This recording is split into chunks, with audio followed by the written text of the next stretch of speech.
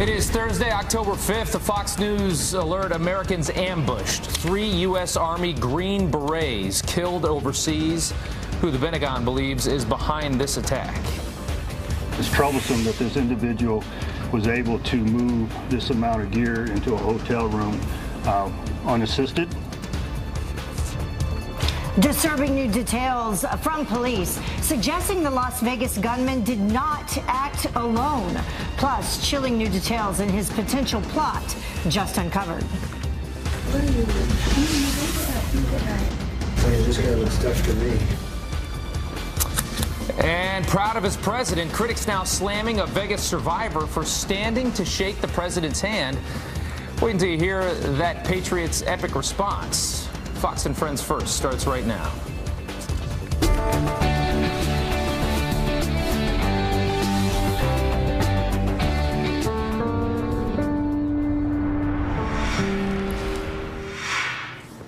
You are watching Fox and Friends First. Thank you for joining us. I'm Heather Childers. And I'm Rob Schmidt. A trove of disturbing items found inside Stephen Paddock's hotel room now suggests that he may have been planning something even more sinister. And the chilling question police are now working tirelessly to answer: did he have help? Our live Fox News team coverage begins with Adam Housley live in Las Vegas this morning. Adam. Yeah, Rob, there's been some reports coming out actually overnight, late in the afternoon or evening here, of course, later in the evening in New York, that the gunman targeted tanks, some gas tanks at the Jet Center, which is basically directly across from the Mandalay Bay. Those tanks are for the private Jet Center here at the airport. Well, we talked to authorities about those tanks because they're right next to our live shot location. We actually saw them inspecting them. We do know that some of the people fleeing the scene hid in a shed. You can kind of see it there in that picture. They broke open that shed and hid inside. There was blood found in there as well. Here's a night view of them, of the tanks as they sit here across the way. The two different people we spoke to with very direct knowledge of the investigation call into question that report from the Review Journal here, saying that they believe that the killer was spraying, not targeting, and that basically he was spraying in a 180-degree area. In fact, if we come back here live, guys, real quickly, I'll show you what I'm talking about. Behind me, basically everything behind me was the area he was spraying, from my left all the way to my right. And that would take away the possibility of him targeting. And also they tell me it's going to be almost impossible to truly determine that since he's dead and didn't leave any kind of note talking about it. Now, the other big development yesterday was Mary Lou Danley. Mary Lou Danley, of course, the companion of the killer. She had an interview in Los Angeles at the FBI headquarters there for several hours. I'm told that she was very cooperative. Her attorney says that she doesn't know a lot about what was going on. In fact, she knows very little. And we are getting the same information, guys, from our sources as well, that she's been very helpful. But again, there's not a lot there, which makes their investigation that much more difficult, trying to dig into this guy's background and find out what set him off to do this. Back to you guys in New York. All right, Adam Housley live for us. Definitely a lot more answers that people are looking for. Yeah, getting some kind of idea of what's going on here. All right, Adam, thank you so much. All right, doctors and nurses describing the frantic, bloody hours during the Las Vegas massacre as controlled chaos. Yeah, Sunrise Hospital taking in more critical patients than any other facility in the area. Jillian Mealy picks up our team coverage. She's live from Las Vegas again with some new details on the rush to save lives. Jillian? Good morning to you guys. Yeah, so we stopped at Sunrise Medical Center yesterday, where they saw the most amount of patients, victims that were transported there after this happened. And we do want to tell you, medical centers and hospitals, they prepare for a tragedy like this, but the doctors we spoke to, the nurses we spoke to say, you don't know what it's going to be like in that situation, and you can never be fully prepared. Watch. Were you working when this happened? I was at home, and I got a phone call from Todd Sklamberg, our CEO. He was requesting help, and I felt the need to come and help the community, which I love. Called my husband, who's one of our pediatric general surgeons, and said, get up, you're coming to Sunrise to operate on adults. What was the worst that you saw? I kind of put those in the criteria of people with devastating head injury. Chaos, people everywhere, everything. You know, getting kind of caught off guard with the amount of of blood that receives you at the ambulance entrance. The first thing comes to my mind is the way these patients looked, the blood on the floor. Did you ever anticipate being involved in something like this? Never anticipate. We train. We always kind of go through process of how we would try to address them. I really cannot imagine that this could happen, especially here. When I see my coworkers and I look at their faces and I see their face that flashes in front of me from that night, just continually brings me back to that spot where it was a hard time. I'm 100% certain that without what the staff did here at Sunrise Hospital, there would be a whole lot more angels in heaven right now. Now, Sunrise Medical Center had 199 patients that they received after this happened. This is an update as of last night. They have 45 people still in the hospital, 23 people in critical condition. And they did have 16 fatalities at that hospital as a result of this shooting. But we do want to tell you, one of the doctors that we talked to last night said, look, I know we had fatalities, he said, but I feel fully confident there is nothing more we could have done. He said he has no regrets that they saved everybody they could possibly save. Back to you guys. Wow. All right, Jillian, thank you so much. Well, Democrats, meantime, going full steam ahead to pass some new gun control laws that they claim would have stopped the deadly Las Vegas shooting. But President Trump putting politics aside while visiting the victims of that tragedy. And Griff Jenkins is live in Washington with more on that. Griff. Good morning, Rob and Heather. The Democrats are focusing on something called a bump stock. You're going to hear a lot more about that. They're shoulder stock devices like the one believed to be used by the Vegas shooter that allow someone to make a semi-automatic weapon perform like an automatic weapon. They're currently legal for purchase, but that may not be the case for long. Senator Dianne Feinstein has introduced legislation that would ban them for good. There is no better way to honor the 59 people who were slaughtered than to take action to prevent this from happening yet again. If not, when will we ever do it? This bill is known as the Automatic Gunfire Prevention Act and has some 30 Democrats as co-sponsors. It bans the sale, transfer, importation, manufacture, or possession of these bump stocks. And some Republicans have indicated they are open to possibly supporting it. Senate Majority Whip John Cornyn of Texas says he's never seen one and wants to know more, as does Senator Bob Corker of Tennessee, John Thune of South Dakota, Lindsey Graham of South Carolina, and James Langford of Oklahoma. And at least one Republican, Senator Ron Johnson of Wisconsin, says he would have no problem banning them. This as President Trump visited Las Vegas yesterday, leaving the politics at home, comforting victims and families, and praising the heroic efforts of first responders and medical staff. I have to tell you, it makes you very proud to be an American when you see the job that they've done. The only message I can say is that we're with you 100%. We have a great country, and we are there for you. Now, the president has yet to weigh in on any legislation, and House Minority Leader Nancy Pelosi said yesterday she believes there is momentum for such a bill. We'll see what happens here in Washington, guys. Yeah, there does actually seem to be some agreement from across the aisle on some elements of it. So. Absolutely. Griff, thank you. Thank you, Griff.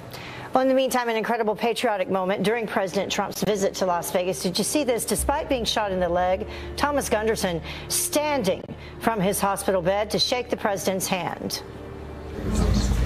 This guy looks tough to me. Thank you so much for being here. Appreciate it.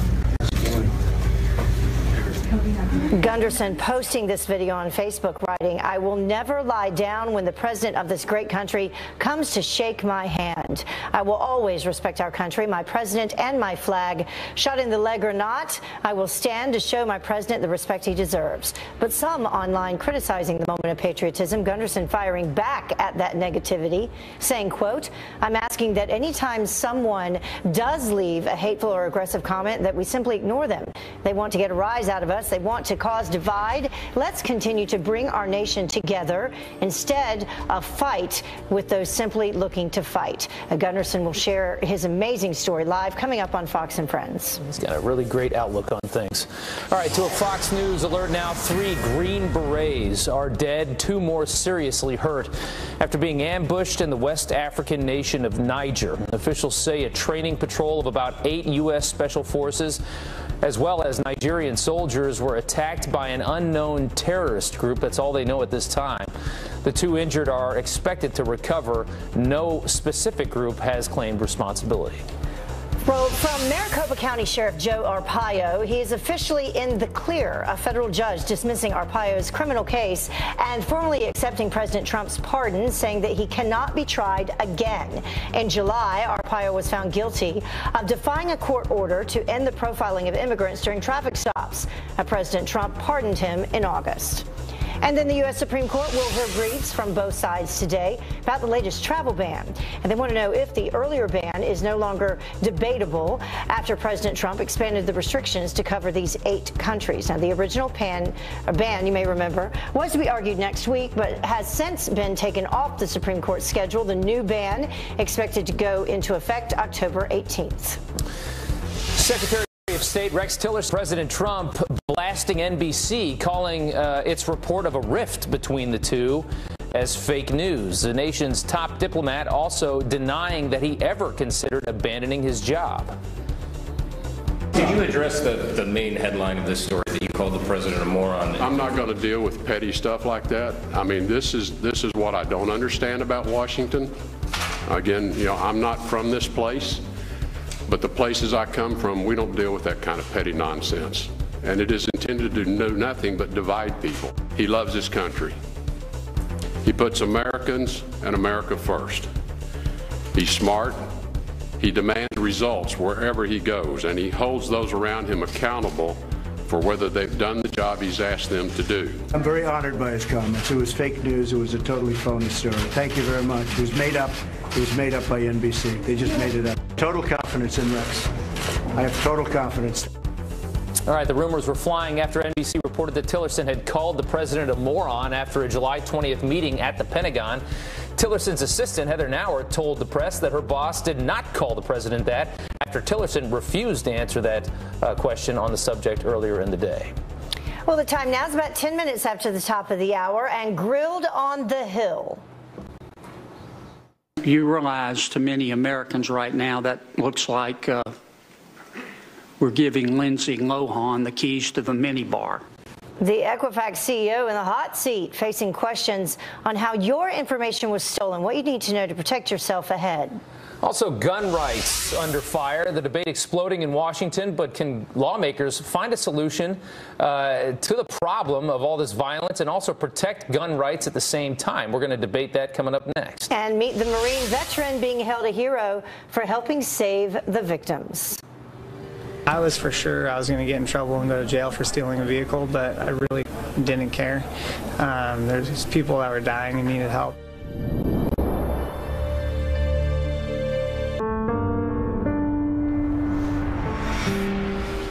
Well, Democrats taking the gun control debate to the next level in the wake of the Las Vegas massacre. But are they going too far in their attempt to limit your Second Amendment rights? Joining us now to debate, senior fellow at the London Center for Policy, Tony Shaffer, and former Homeland Security consultant to the Bush administration, Mustafa Tamiz. Thank you both for joining us. Hey, Heather.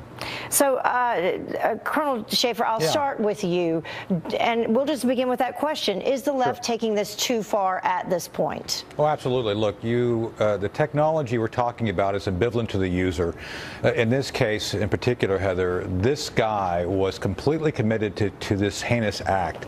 And any law, any new restriction wouldn't have done a darn thing to stop him. He was completely meticulous, worked for the IRS, knew how to do research. He could have probably figured out how to modify an AR-15 or an AK-47 on his own with a kit had he not had the bump stock available. So I think we have to take a step back and step away from the technology and look at the root causes.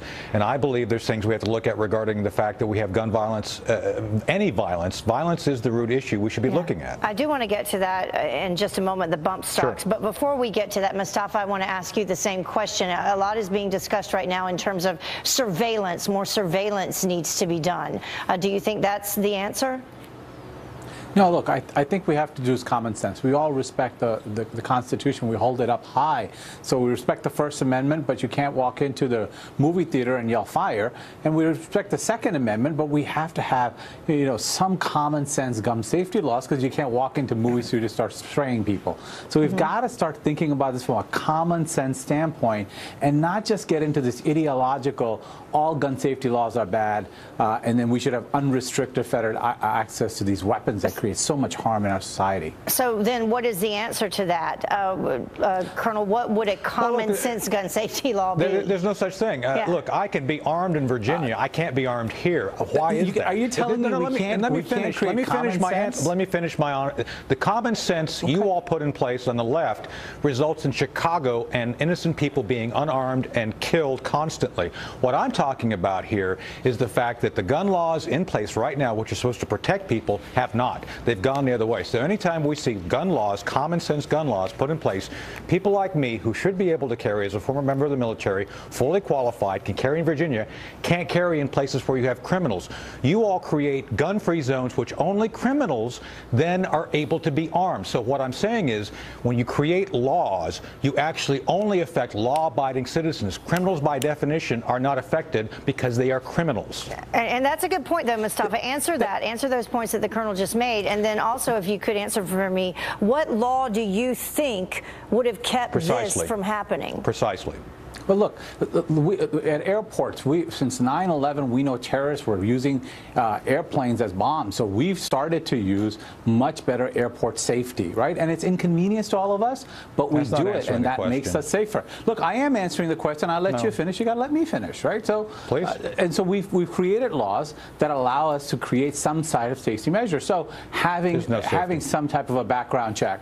You know, you keep talking, and you asked me to be respectful. I think you got to give me the same.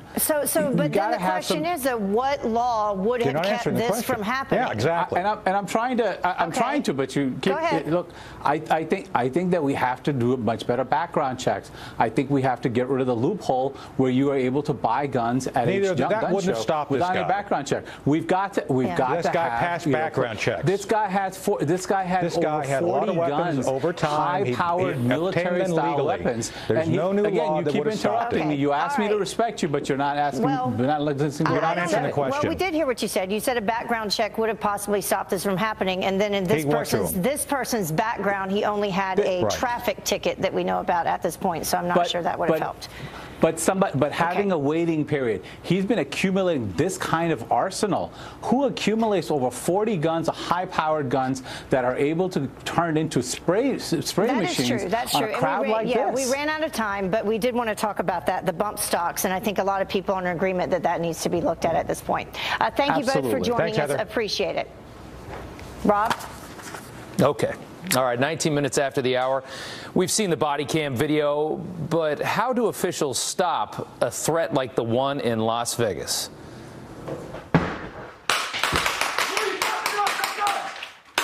I think this round right here would have ended it for me. These are guys that they know where to aim, and they hit where they aim. I mean, how do you stop somebody with a gun like that? Pete Hegseth gets shot, finding out firsthand exactly what a SWAT team faces. We're going to have that coming up next.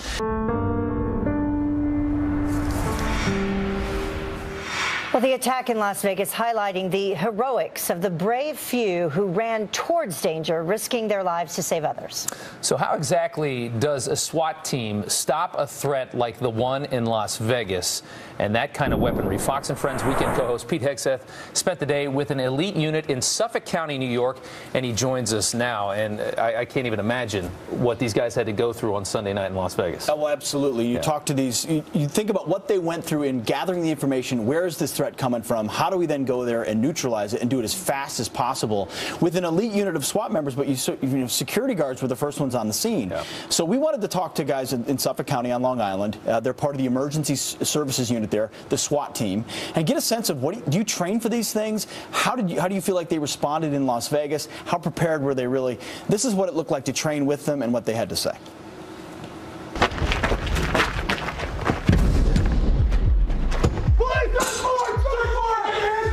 Give us us a sense into the tactics that you use, how you train for an active shooter scenario. We need to get in as quickly as possible and effectively terminate the threat or stop the shooting. So the way we train the officers now in patrol is to, if you're the first person on the scene, you have to make that personal choice to make entry into that structure. Hands up on the floor, on the floor, on the floor! We're all watching from afar what happened in Las Vegas. Go that way, go that way, go that way. Just from what you've seen, your reaction to, those men that were clearing those floors and what they were facing. From a law enforcement standpoint, to locate a sniper shooter type from 1,200 yards away is quite difficult. It's going to have to effectively rely on some 911 calls to try and localize where those shots are coming from. If you were standing in the crowd, it would be quite difficult. But the response to the hotel and the actual room where the shooting came from what I understand, was handled beautifully. Breach. We have one suspect. Every second is a casualty. So that's why it's imperative that the officers at the scene, they have to get there as quickly as possible and neutralize the threat. Hey, they're shooting right at us, guys. Everybody stay down. What kind of gear am I to be wearing today? All right, we're going to put on you a ballistic vest. This is what we operate in, and obviously what we train in. We always train the way that we want to operate. So guys, no, train as you fight, exactly, because weight does make a difference, especially when you're working in it all day. So you want to get accustomed to wearing the gear. And these plates, what do we got, 5.56 resistant?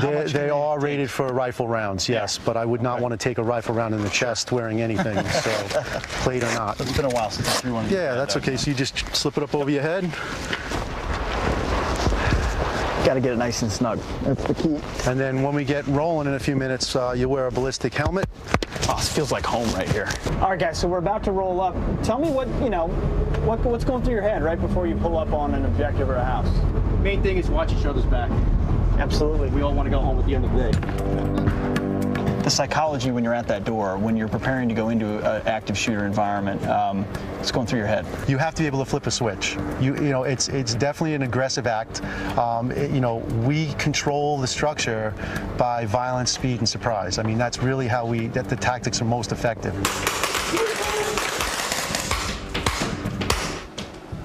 I also had a chance to be on the receiving end of that and see what it's like if you are an active shooter. Once that SWAT team comes in, it's over. It's just a matter of identifying where that threat is. And the psychology of, I've been in a war zone and I've kicked down doors and gone into rooms. It's a whole different thing when you do that for a living, where you live, and every day could be that moment when you kick that door down. So what those folks did in Las Vegas, while extraordinary to all of us, is something routine that they train for. Yeah. And the question is, how quickly can they get there? Because as you heard, every second is potentially Was there any life. big difference between what you learned overseas and in the military versus how they trained you?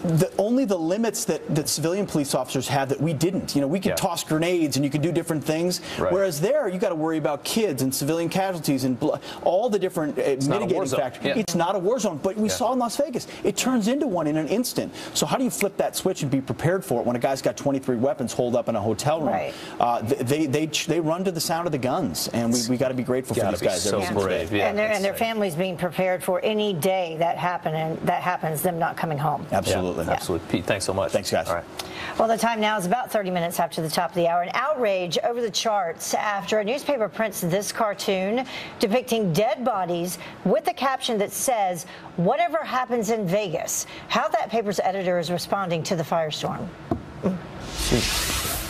And hurricane season not over yet. Another possibly big storm heading for the U.S. this weekend. Janice Dean is tracking the latest, coming up next.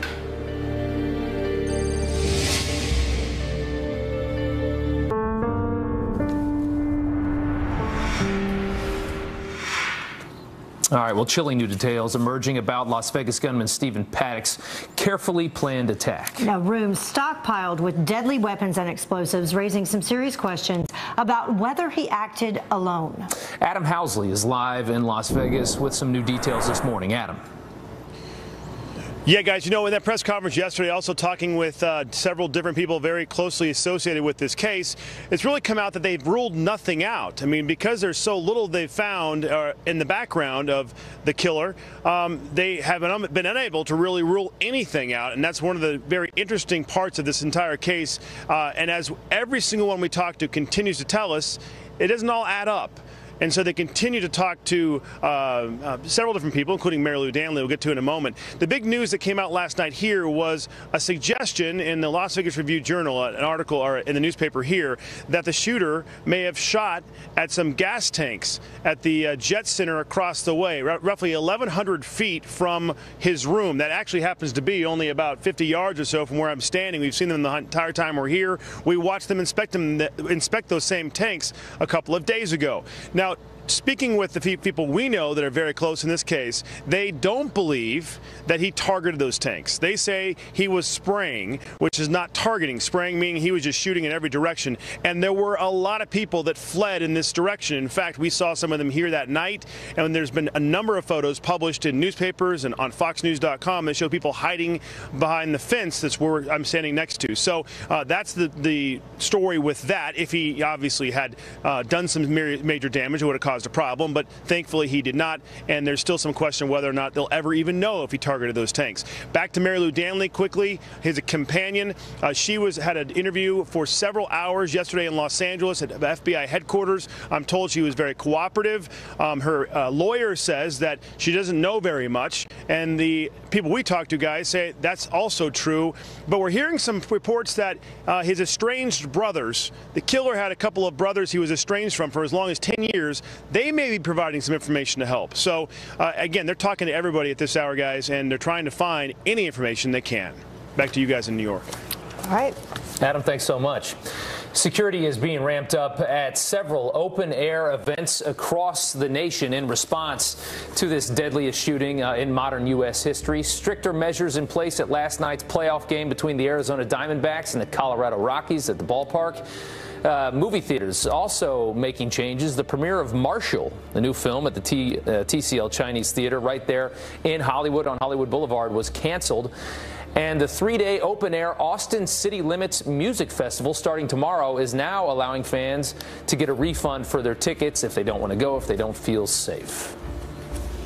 Well, fear at a Massachusetts high school after a student makes a Las Vegas-style threat. Police say that the 16-year-old student Snapchatted this photo, writing, quote, "You better learn to walk in the halls or Quincy High is going to turn into Las Vegas. Expect no one will escape."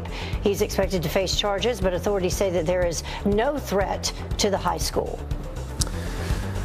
All right, turning now to a Fox News alert. 3 Green Berets are dead. 2 are seriously hurt after being ambushed by some terrorist organization in the West African country of Niger. Lucas Tomlinson joins us now from the Pentagon with the very latest. Good morning, Lucas. Good morning, Heather. Well, the battle has ended, but it's still not clear if all the American soldiers are accounted for after a routine patrol in a rural area turned deadly. 3 Green Berets are dead, 2 are wounded, and one of the wounded had life-threatening injuries at one point, but I'm told are now stable. The squad of 8 to 10 American Special Forces soldiers were accompanying local forces, and they were ambushed late yesterday afternoon, 120 miles north of Niger's capital, near the border with Mali, in the landlocked nation in West Africa, one of the poorest countries in the world, an area about twice the size of Texas. It's the first combat death for the U.S. military since beginning a training mission to train local combat forces to go after al-Qaeda in the Islamic Maghreb suspected of carrying out this attack. They are best known for carrying out a deadly attack on a large gas plant in Algeria where they took hostages, including Americans, in 2013. And that same year, the U.S. military set up a drone base in Niger to help collect intelligence on the terrorist group.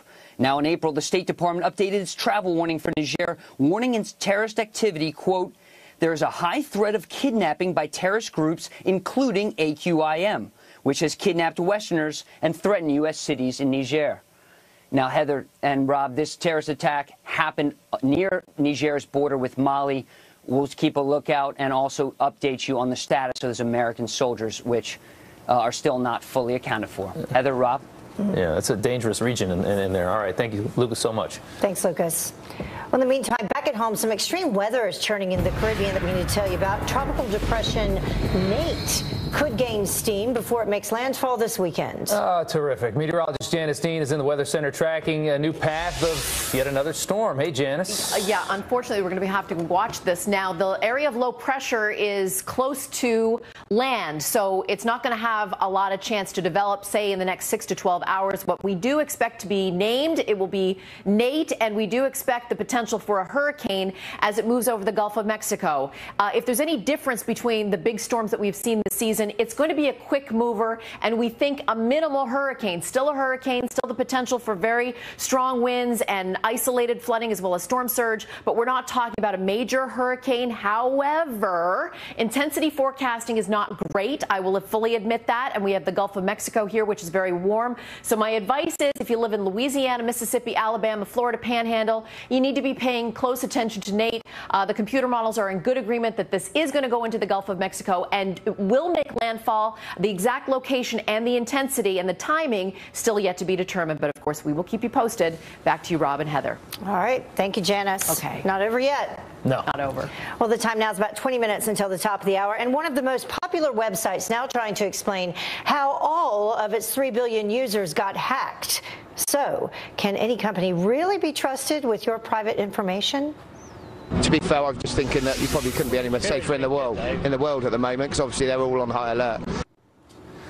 And also, hotels stepping up security after what happened in Las Vegas. Jillian Milley is live with how tourists are handling these changes.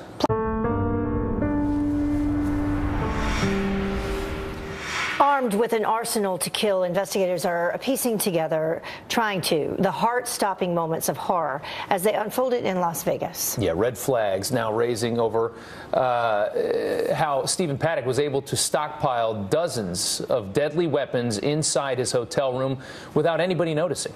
Jillian Milley has more on the push to ramp up hotel security in the wake of this. Jillian. That's right. Good morning, Heather and Rob. We went to the Mandalay Bay yesterday. We wanted to see what it was like, see what the security presence was. We went to the Luxor, and they have an area of shops that connects the two hotels. So we walked through that area. We made our way right into Mandalay Bay. At the casino floor, you saw people gambling. You saw people eating. It seemed almost like business as usual, so to speak anyway. We didn't run into much security there until we got to the elevator area, and that's where they had it blocked off. They had security checking to make sure that if you were going up and using the elevators, you were in fact staying at that hotel. We also made our way to the Wynn Hotel, and that's where we saw a huge presence of security. We went through security just to get in to ask the hotel questions. We had our bags checked. I have little makeup bags in my purse. They unzipped everything, opened it all. We were patted down. We were wanded until we could go through security and get into the airport, into the hotel, excuse me. But the overwhelming response is people were really happy to see that security presence. When did you get into town? Just yesterday. Okay, you got here despite everything that happened the last couple of days. Why did you still want to come? Because I'm here for a conference. I'm here for a slot tournament at the Wynn Hotel. Nice. So I could be a millionaire tonight. We were down there. We were in the MGM watching a Mike Tyson comedy show. So what do you think of the security that's going on at the Wynn? Great. Very good. Very good. They checked our bags when we came in. They wanted us down. Well, security's fine when you check in, but there's a lot more cops, like police cars and cops walking around. Yeah, everywhere you go, there's police there, and they're just looking after everyone. We're from a very, very small town in Michigan. I mean, I think there's 10,000 in our town, so it's surprising to see this type of security. When we come back, people are still in the casinos and nothing really. Nothing. Everywhere we've been, everyone's just still been really polite and really accommodating. We see security walking around all the time. There's like 3 or 4 at a time we're obviously walking around, so it was great. Walk us through the last couple of days since that happened. How has security changed? What has the mood been like? What's been going on here? I think for ourselves, we've been a little bit on edge, but you've got to just carry on, haven't you, I think, in a situation like this. But to be fair, I'm just thinking that you probably couldn't be any more safer in the world at the moment, because obviously they're all on high alert. Now, nobody knows at this point how long hotels will have this amped up security. But guys, you heard me a couple minutes ago say airport instead of hotel, because that's actually what it felt like. It felt like when we were walking into the Wynn Hotel that we were going through TSA security at the airport. That's how much security some of these places have right now. It's hard to imagine, but that's the reality of the situation here. Yeah, that's how we deal with things in this country. We see something happen, we react with trying to prevent it from happening again. All right, Jillian, thanks so much. Definitely want people to feel safe, though. Yeah. Thank you. We'll be right back.